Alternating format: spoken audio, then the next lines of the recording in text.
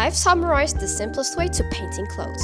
I promise you, it's easy since I'll be showing you the simplified version yet effective way of rendering clothes, even without reference. Now let's get your drawing app ready and start drawing. So, as promised from my last poll, I know this video is late from what I promised, but here we are. As a quick typical intro, I want to remind you that references can be gathered from so many things. From Google, Instagram, Pinterest, Twitter, your own picture, or even your grandma's picture if you have any good ones for a reference.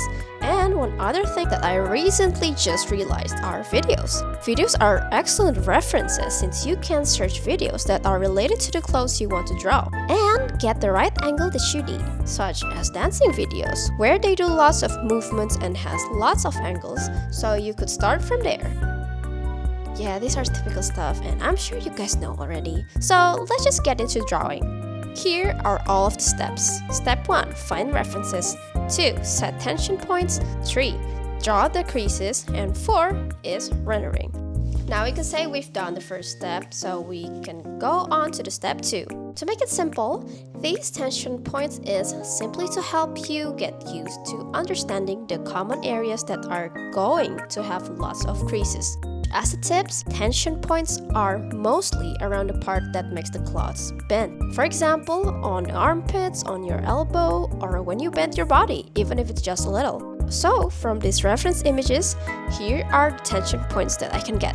Once you get used to it, you won't even need to draw these tension points as you will get used to understanding which is the common areas with creases. Once that's done, we can head on to the next step. And this is actually the most important part from all of the shading process. Step 3.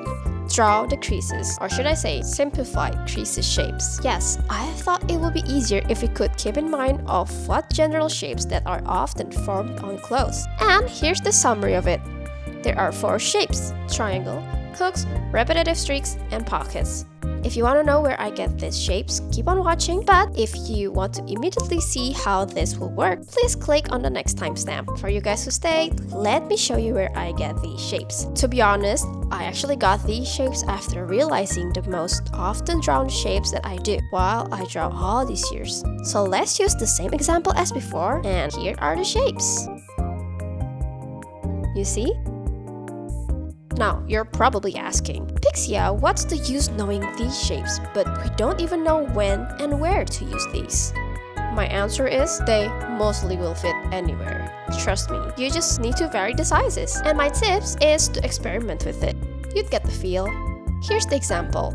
Imagine you didn't know how the real clothes look like, but you still need to render it anyway. Therefore, we can use the 4 shapes like this. First, I do the general shadow overall, and it doesn't really have any shapes whatsoever, just as a base forming shadow, so we can work on the creases shapes after this.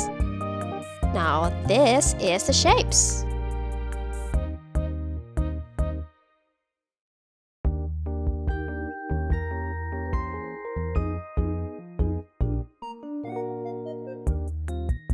After done with the shapes, I usually use blur tool to make the creases seamless since that's how they look like in the actual clothes. See, they seamlessly blend. And there you go! You done the basics of rendering clothes. Yes, it's just basics and it does seems enough for a simple rendering, but there's still other details that you can add to make it look better. So here are the actual full steps on how to render. The previous parts actually already covers the 2 steps here, base color and shadow. So all that's left is lighting and reflective lighting. Let me show you quickly.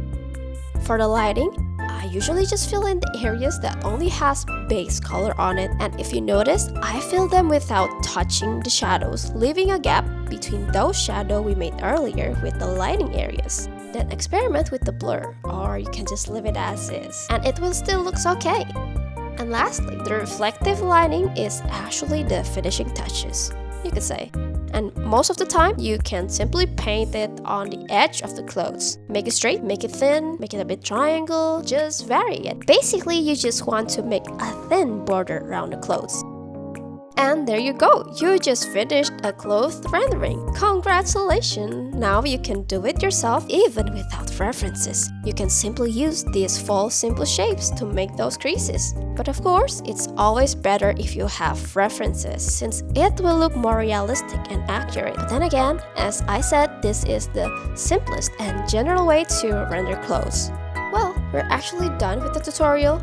You can immediately try these techniques while watching me use this in these examples using Genshin Impact characters. I'll be drawing a suit, pants, a female shirt that emphasize on painting clothed chest, and a baggy socks. Watch me and see if you can spot me using the 4 shapes in my rendering.